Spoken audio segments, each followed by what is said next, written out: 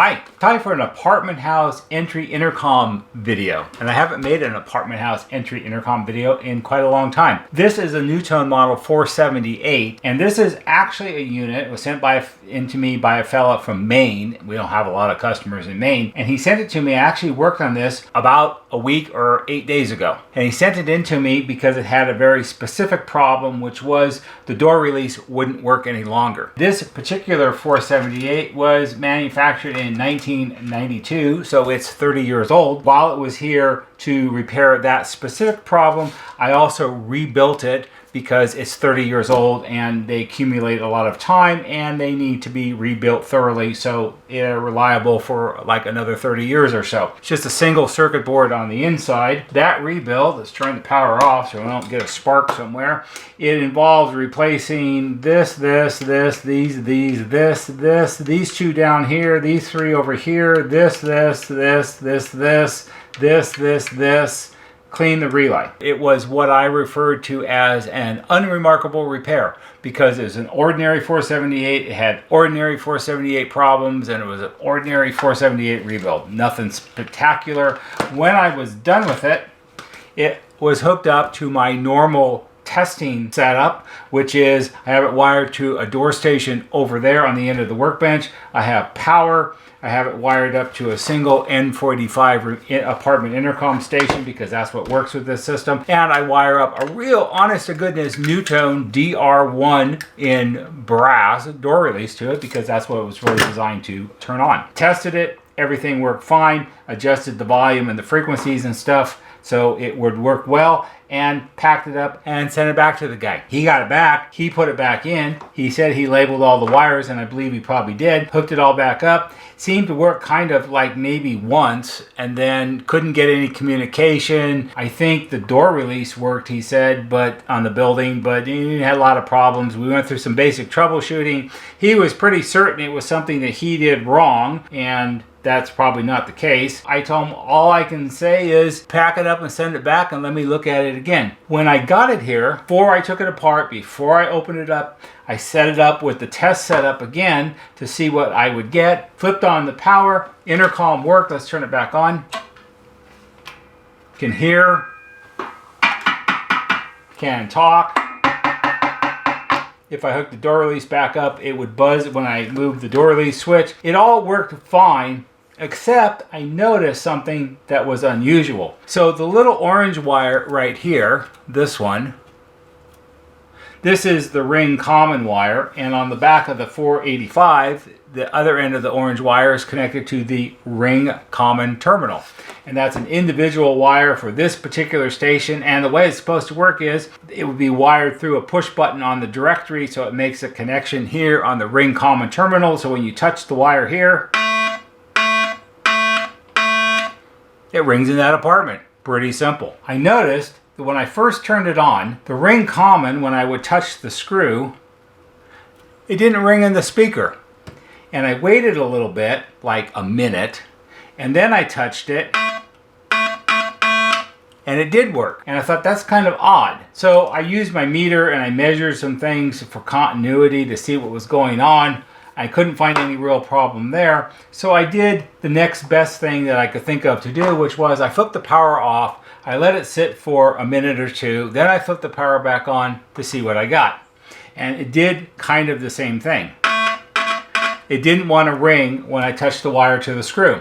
Now, one of the things that I've seen happen on these are, in this close-up of the terminal board, here's our ring common screw, and it says ring common up here. If I take this screw out, so the terminal board is just a fiberglass board.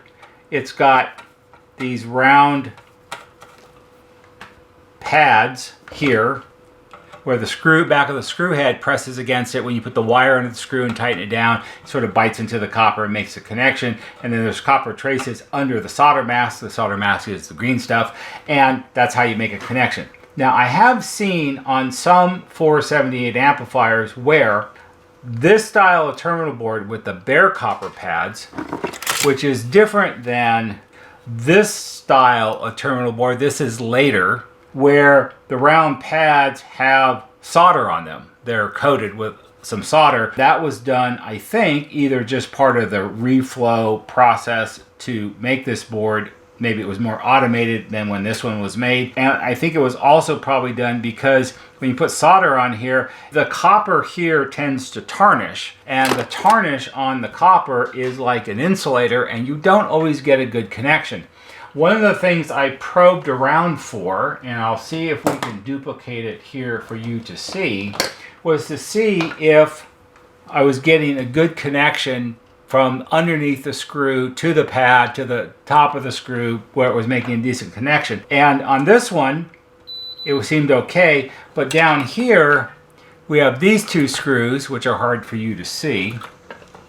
Those are the postal lock screws, which in most systems never get used. So if I have the meter on continuity, so if we touch the probes together, it beeps. Okay, so if I put the black probe on this screw and the red probe on the outside of the copper ring without touching the screw, there's no beep. There's no connection. Now if I push really hard down on the copper, yep, now that was me bumping the screw, there's still no connection. So if we take this out, and we're just going to use an alcohol wipe, because that's what I've got handy. It might clean off some of the oxidation. That's not the last and best way to do this, but it is a way to do it. And we'll tighten the screw back down like it was, not super tight, just snug it up. And now let's see if we get any kind of continuity.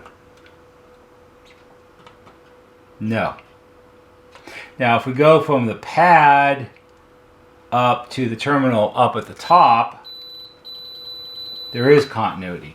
So it's a problem with underneath the screw. What I'm going to do, take this back out, and I've done this before. It's not something you do all the time, because generally you don't need to. With a big, wide, heavy soldering iron tip, I'm going to heat up the pad for a second. I'm going to melt a little solder, and we're going to flow the pad. Now, you don't need a big giant lump of solder. In fact, that's probably too much. So, since I don't have the desoldering station heated up, we'll just use a little solder braid and suck up the excess. Alright. Just about like that. Just a thin coat of solder. So we'll take our screw and we'll put our screw back in. Like that. Snug it down the same. And then we'll take our probes and see what we get. So on the screw on the pad,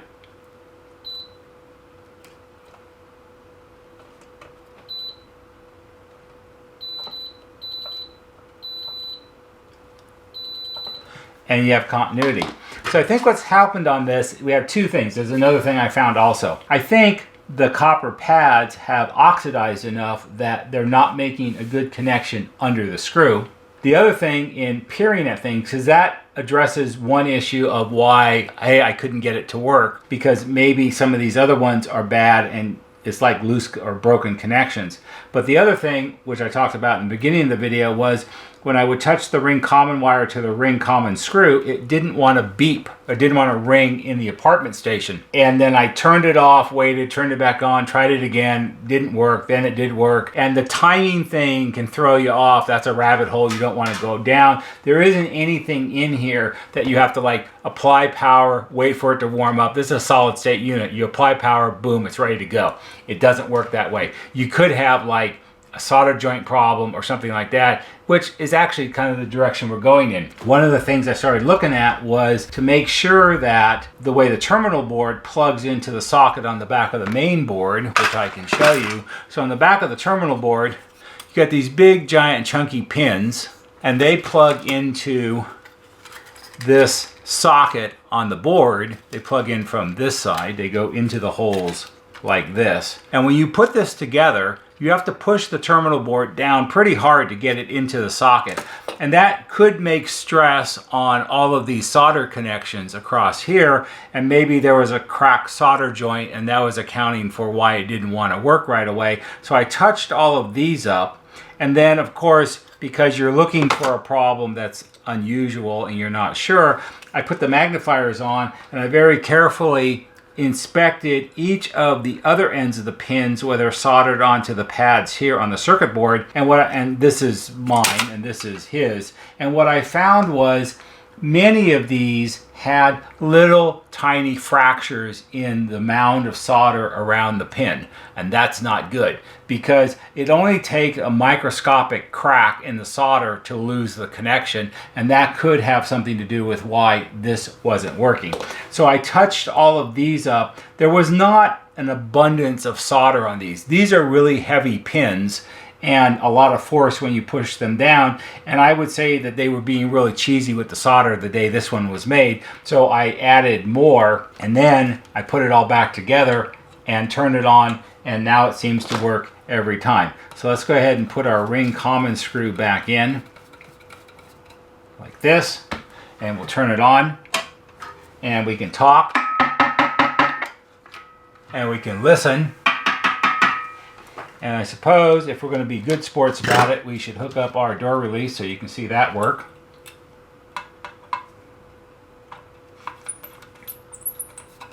Like that. And like that.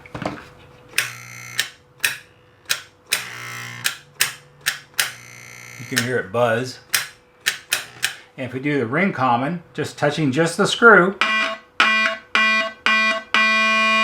it seems to work every time. So here's what I'm going to do.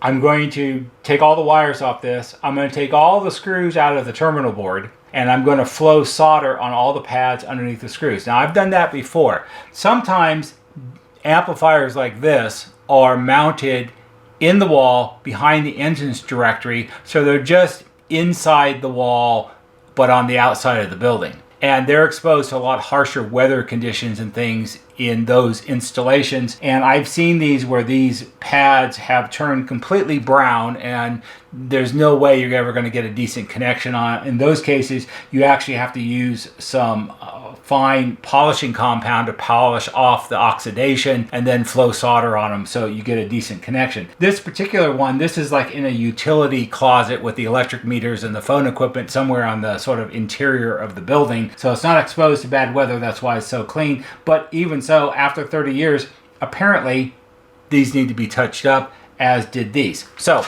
the moral of this is, one, I feel bad that the guy's got to make another trip out because we didn't see all this kind of stuff. However, these are not the world's most common problems. However, when I talk to people on the phone, and for those of you who have not watched a lot of my videos or gone to our website, which I should mention more often, to read about the philosophy that we use on fixing intercoms around here, the way it works around here is, the approach I take is, every single model that NuTone has ever made has what I call the 10 most common things that go wrong. And that's for every single model that they've ever made since the beginning, so between 1957 and say the end of 2010. That includes 478 amplifiers. There are certain things that typically go wrong with these, and the thing you have to think about is the other rule with repairing intercoms is time changes everything. The 10 most common problems with a 478 amplifier when it was 3 years old is different than what it is when it's 30 years old, because the older it gets, the more new and different problems you see, because time changes everything. So now what we're going to do on these is, when these come in here for repair, we are now going to add 2 new things that we're going to do as standard amount of the work that we do when we rebuild a 478. And those 2 new things are going to be, we're going to remove all the screws from the terminal board, and we're going to clean it, and we're going to flow solder on all the pads, because that renews them and you get a better connection when you put the wires under them. And then the other thing that we're going to do is we're going to touch up all of these connections on the top of the terminal board and all the connections on the socket on the back of the main board because of stress and age. If this becomes a trending problem where you see this more and more and more, then you got to deal with it now. Because the reality is, when you work on one of these, you've already got it here, you've already got it apart, you're already working on it. It's only a one board unit, so, you know, come on. You already are all set up. So while you've got it apart, what does it take to do this and do these real quick? Maybe it takes an extra 5 minutes. So in the reality, in the whole scheme of things, who cares? It's not a big deal. It's only a few more minutes, and it means that the guy in Maine doesn't have to send it back to me because there's some weird problem that I haven't seen very often or ever, and you know, it's an inconvenience for him, and that's not fair, you know, especially because he's a guy that gets paid for doing this, and now he's got to make another trip out and do all that kind of stuff. So we add to it. Now there's more things to do, but it covers problems that may occur, so those problems don't occur, so I don't have to work on it again twice. Because one of the things I hate more than anything else in the world is working on something that I just finished. And this one, it's only been like a week. And that's terrible. I hate that. So anyway, that's the end of this video. Maybe I'll show you this when I'm done. We'll see. All right, so here's our terminal board. All the screws were taken out. I cleaned all of the pads with Simichrome polish and an alcohol pad because that works really well. And as soon as I polished them just a little bit, they were all bright and shiny, like bright and shiny copper should be. Then I flowed a little bit of solder on every single pad. You don't need a lot. Don't make it real lumpy. Just make it enough just to cover the copper so it won't oxidize anymore. And now I'm going to put it all back together. Got it all put back together. Let's power it up. When I power it up, it should make a little blip. Just like that. Now, if we touch ring common just on the screw, works. We can talk. We can listen. And we can door release. That's it. Now it works great. So we've added 2 more things to the work that we do on NuTone 478s. Because I don't want sets coming back. And to the fella in Maine, sorry.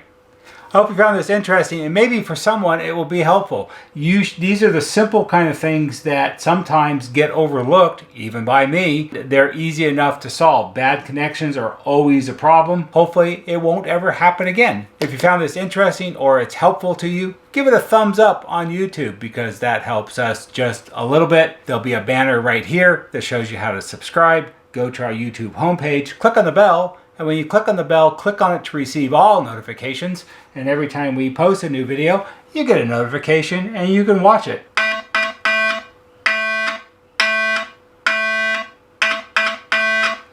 SOS for the guy in Maine. That's what he was doing on the phone with me. Although he was very polite and helpful and nice and was sure he did something wrong, but he didn't.